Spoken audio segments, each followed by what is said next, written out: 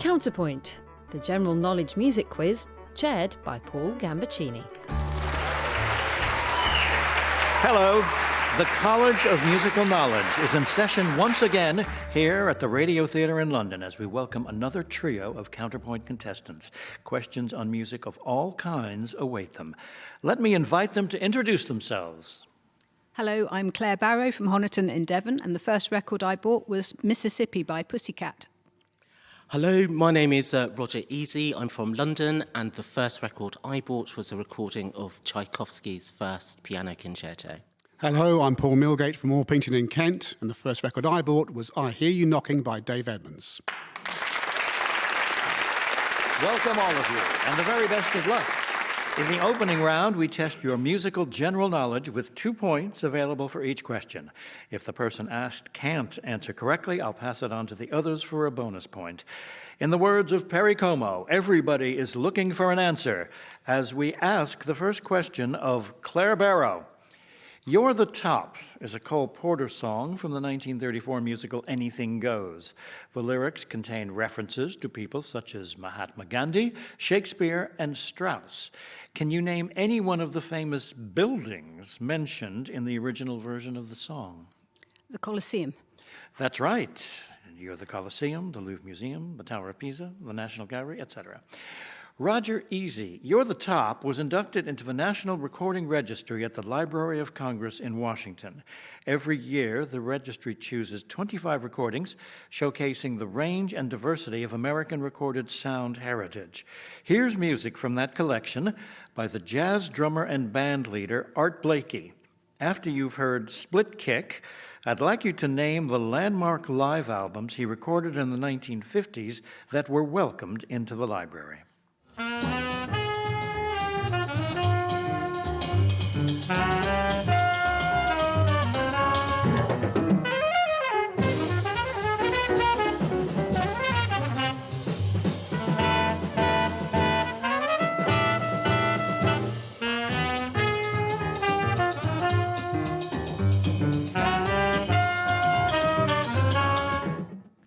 Is it A Night at Birdland? It is A Night at Birdland, Volumes 1 and 2. 4 points, 1 and 2. Paul Millgate, 2022 saw another historic live performance in Qatar at the opening ceremony of the FIFA World Cup. Before the opening game, the South Korean singer Jungkook entertained fans in the Al Bayt Stadium with a performance of the World Cup anthem Dreamers. Jungkook is the youngest member of which boy band? BTS. That's right, for 2 points. Claire Barrow, in 2022, English National Opera produced their very first version of a Gilbert and Sullivan opera subtitled The Merry Man and His Maid. After you've heard the overture, I'd like you to tell me its main title.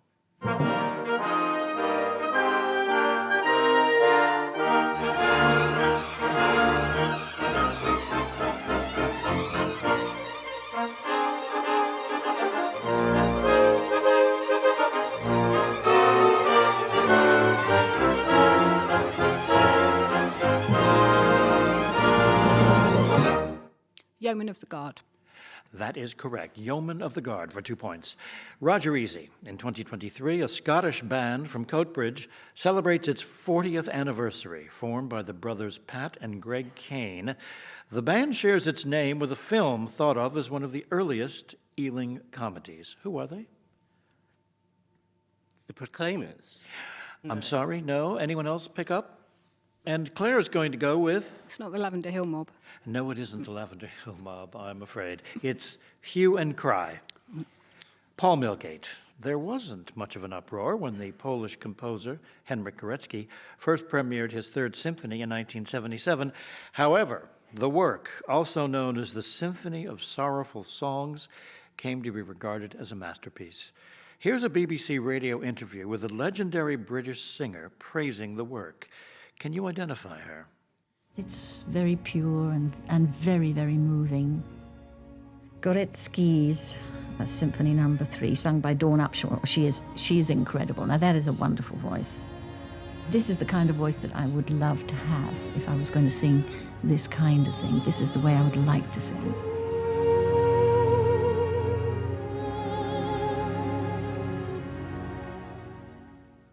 Petula Clark. That was Petula Clark, the great. She celebrated her 90th birthday in November 2022. Claire Barrow.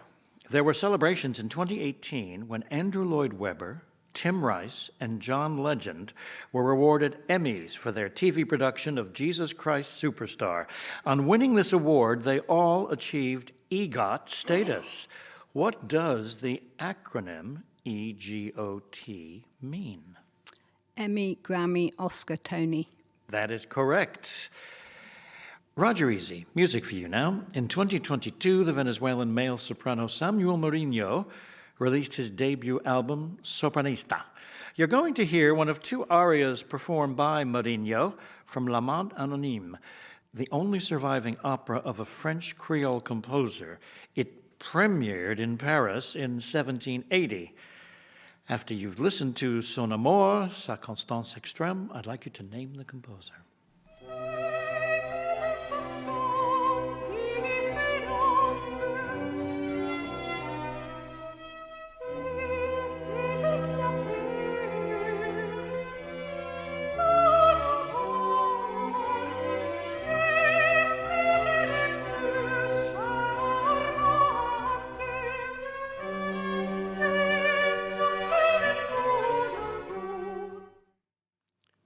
Chevalier Saint-Georges. That's right, for 2 points. Paul Millgate, the Italian Baroque master Caravaggio, depicted sheet music in several of his paintings. One famous work is a late 16th century canvas of a boy plucking an instrument as he sings a madrigal about love. What's the composition's title? I'm sorry, I don't know. And does anyone want to pick that up? It's The Lute Player. Claire Barrow. Here's a recent recording by the Japanese violinist Emire Miyamoto of a song composed in 1915 by Sergei Rachmaninoff. Can you identify this?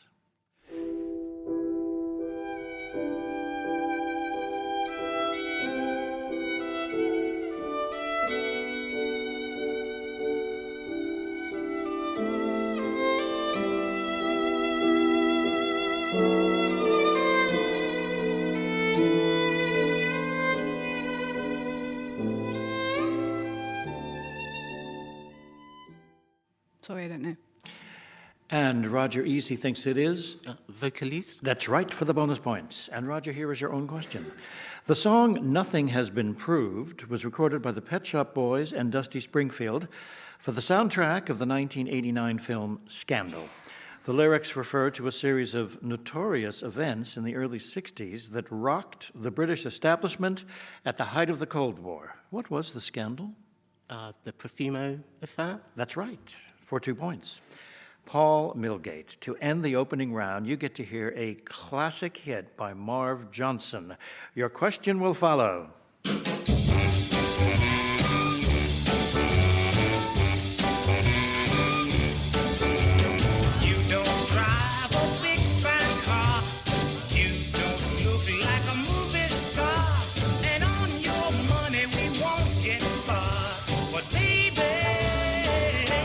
You got what it takes to satisfy.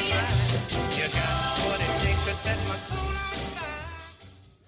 You Got What It Takes was a top 10 hit in Britain in 1960. But can you tell me which British group took it back into the charts in 1977? Shawadi Wadi. That's right, for 2 points. Now, let's see who's got what it takes as I reveal the scores after that opening round.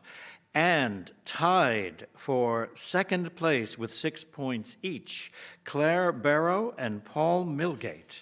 And in the lead with 7 points is Roger Easy.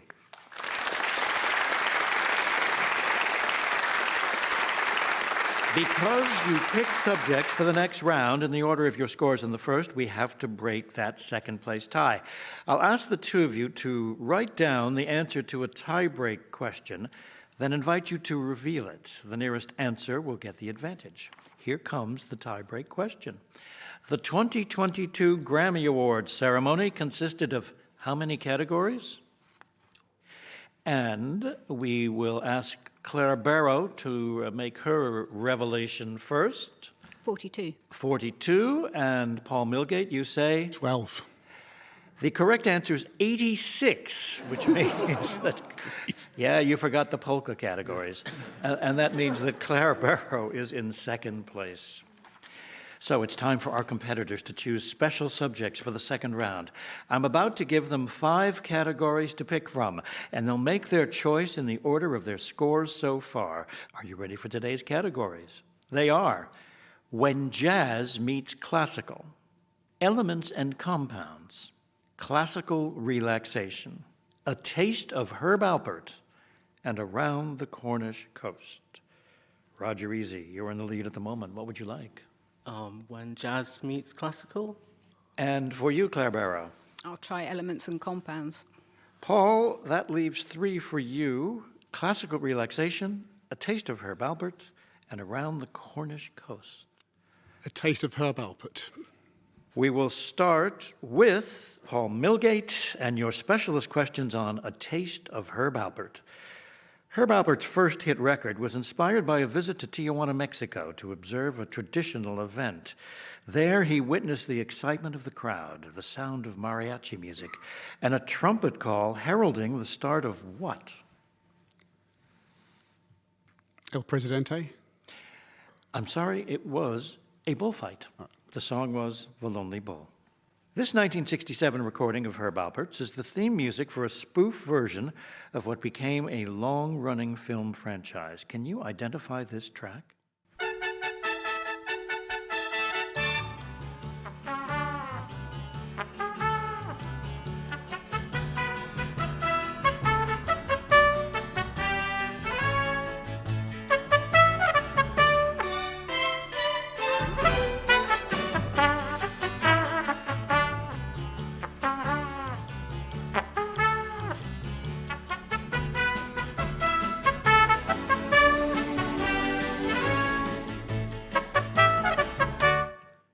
Casino Royale. That is correct, Casino Royale, a spy parody of James Bond. Herb took a second shot at a 007 theme in 1983 with another non-Eon production Bond film, Never Say Never Again. The title track features his trumpet solo with his wife, Lani Hall, providing the vocals. The pair married in 1971, shortly after Lani had left her lead vocalist role with which South American group? I don't know. Sergio Mendes and Brazil 66. Here's one of Herb Alpert's biggest recordings of the 70s. A question will follow.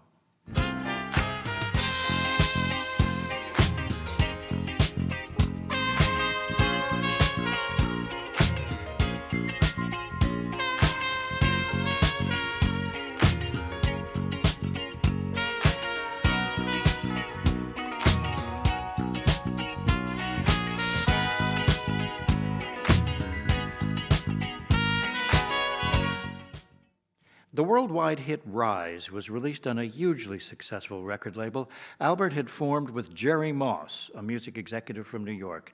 In 1960, Moss teamed up with Albert and formed a label called Carnival Records, only to discover that brand name was already in use. What new name did they then give to their company? A&M. That's right, A for Albert and M for Moss. Although primarily known for trumpet, Alpert had a major vocal hit in 1968 with This Guy's in Love with You. Who wrote the song? Burt Bacharach and Hal David. For 2 points. This Guy's in Love with You is also the name of a Radio 2 series from 2007 paying tribute to Herb Alpert. It was presented by a musician and composer Alpert had championed. Can you identify him? This is the story of the LA man who, in 1966, outsold the Beatles 2-1 in the United States. He sold a total of 72 million records and picked up 8 Grammy Awards. He co-owned A&M Records, the most important independent record label in the world, and of course enjoyed many hits as a producer, trumpeter, singer, and bandleader with his band, the Tijuana Brass. Brian Wilson. Oh, I'm sorry, that is not Brian Wilson. That is Richard Carpenter of the Carpenters. Along with the Carpenters, A&M Records has been home to legions of popular artists, including The Police, Joan Armatrading, Liza Minnelli, and Janet Jackson.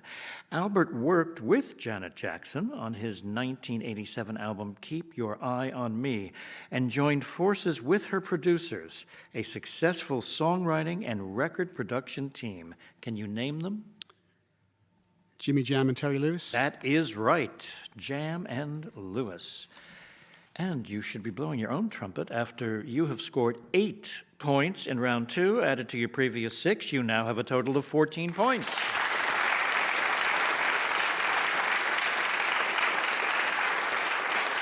Claire Barrow, we're going to discuss Elements and Compounds. Released in 1982, which album by the American duo Daryl Hall and John Oates takes its title from the chemical formula for water?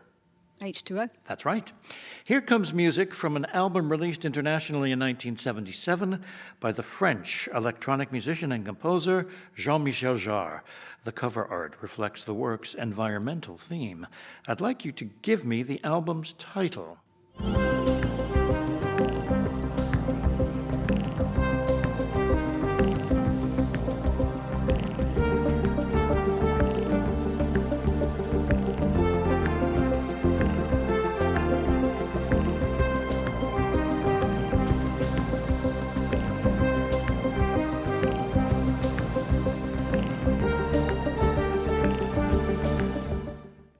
Oxygen. That is right. Oxygene Part 4 is what we heard.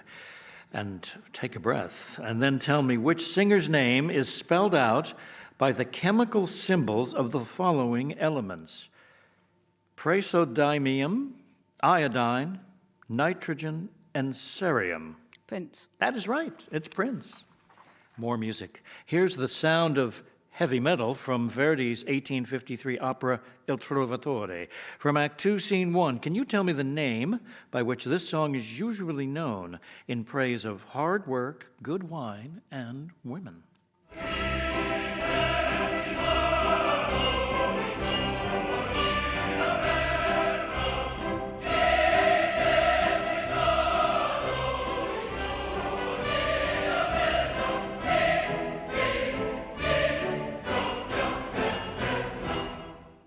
The Anvil Chorus. That is correct.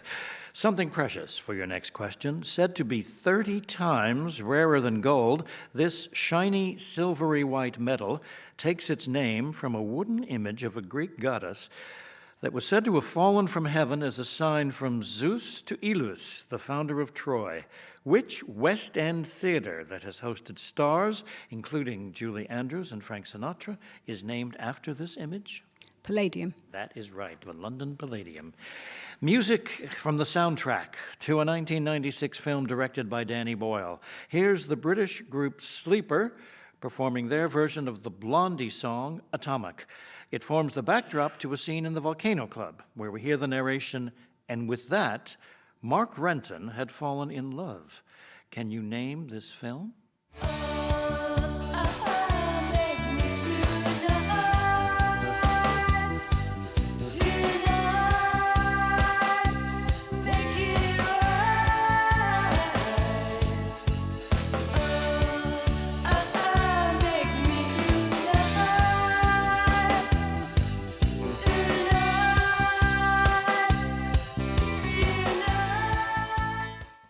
Is that Trainspotting? It is Trainspotting, and Mark Renton was played by Ewan McGregor.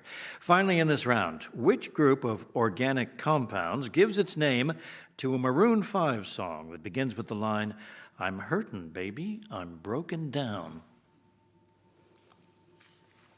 Alcohols? I'm sorry, it's sugar.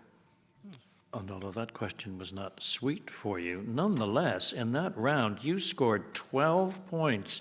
Added to your previous 6, you now have a total of 18 points.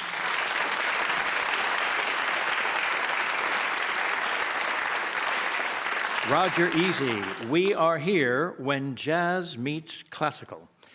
The French pianist Jacques Lussier arranged many jazz interpretations of classical works, including those of Mozart, Handel, and the nocturnes of which Polish composer? Chopin. That's right. Here are Django Reinhardt, Stefan Grappelli, and Eddie South, merging the Baroque era with 1930s jazz. But whose concerto is this?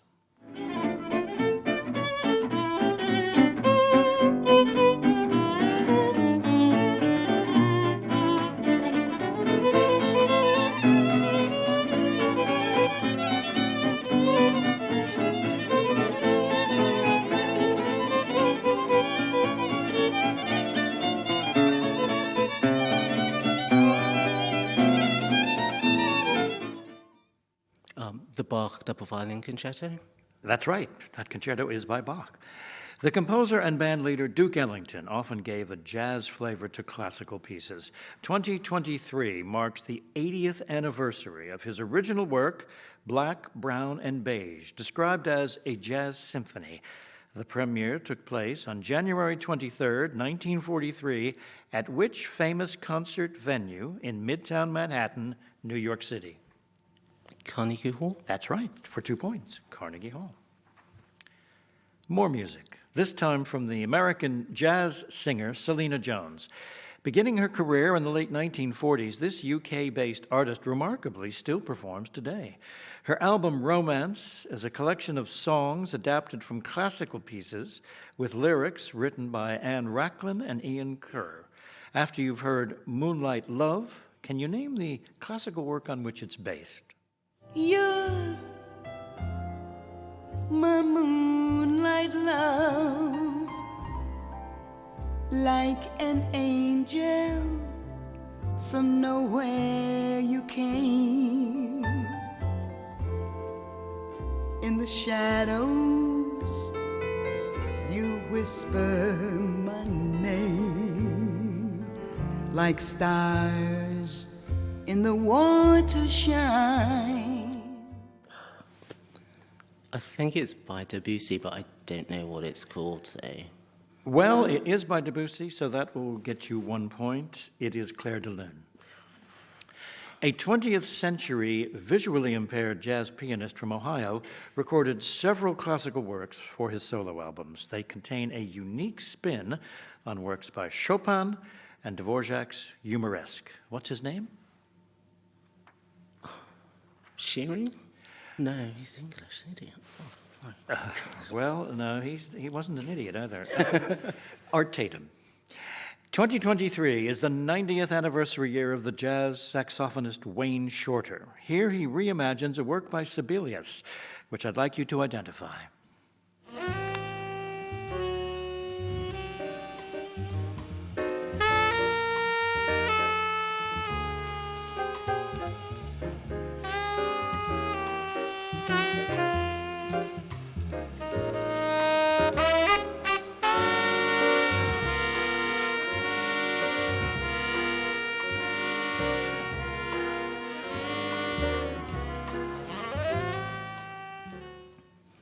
Valse Triste? That's right. Valse Triste by Sibelius. Your final question in this round. Which Russian jazz-influenced classical composer wrote the Ebony Concerto in 1945 for the Woody Herman Band?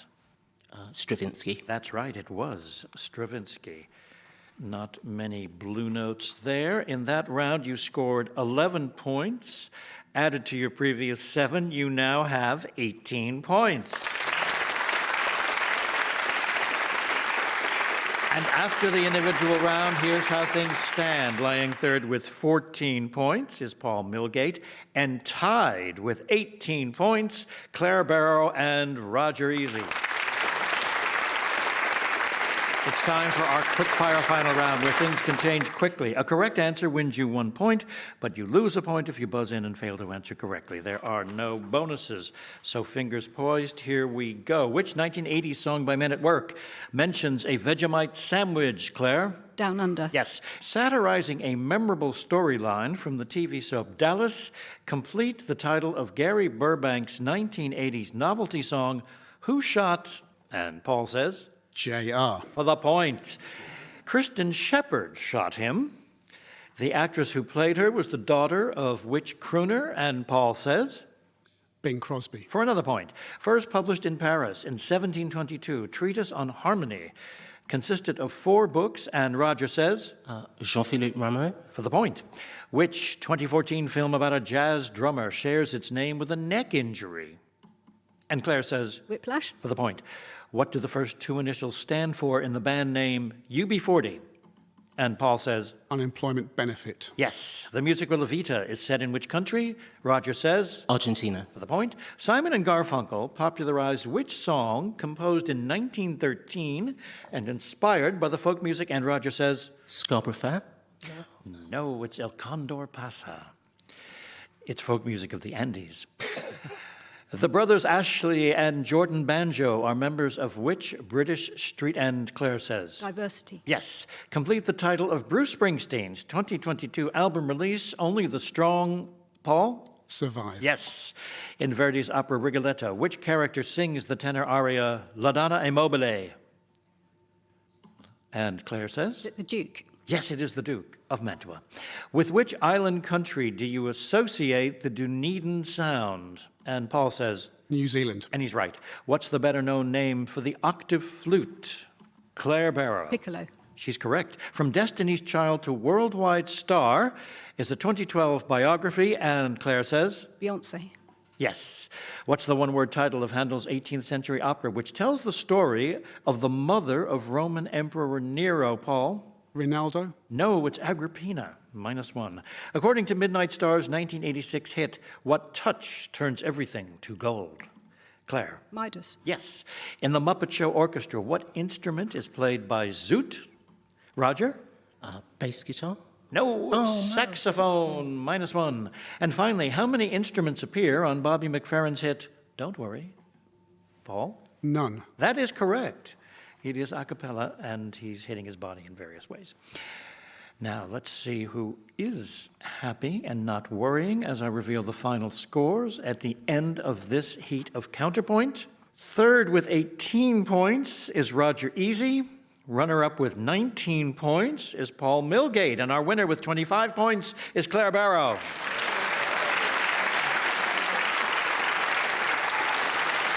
Well done, Claire Barrow. It means you'll be back for the semifinals a couple of months from now, and well done the other 2 of you. That was close. Another 3 music lovers will join us to play Counterpoint next week. I hope you'll be listening. Until next time, from everyone here, goodbye.